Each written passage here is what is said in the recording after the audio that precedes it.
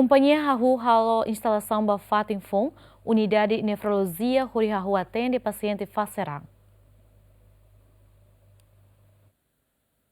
Daudang ne paciente facerang continuamente e Hospital Nacional Guido Valadares, mas bem espaço lá suficiente atu acumula paciente sirane, tamba projeto construção no Hospital Pediatria nebe medida bot afeta mos unidade nefrologia. A situação ne Hospital Nacional hala conversão ba unidade nefrologia fong e a Hospital Nacional onde atende paciente facerang no dadang companhia Hahu instala máquina ero onde muda máquina facerang. Unidade facerang nefrologia niam pronto ona, companhia entrega até obra ne ia dezembro 2024.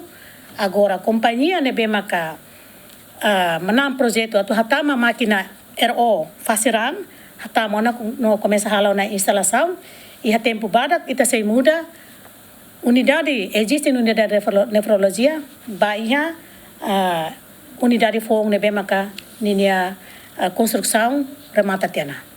Enquanto ba fisioterapia, unidade fisioterapia também sei konamos demolis, também atu hari andar hat ne ita tenser demolis unidade nefrologia facerang nomos unidade fisioterapia. Então fisioterapia também espaço hange ve lai ona ita halona pedido ba excelência sira para tu facilita Hospital Dr. Antônio Carvalho Lahane para onde utiliza ba atendimento paciente fisioterapia. Se sai então começa a mudar ona, espera katak semana nene larang ou paling lambat semana oin fatin refere bele utiliza ona ba ia atendimento paciente fisioterapia.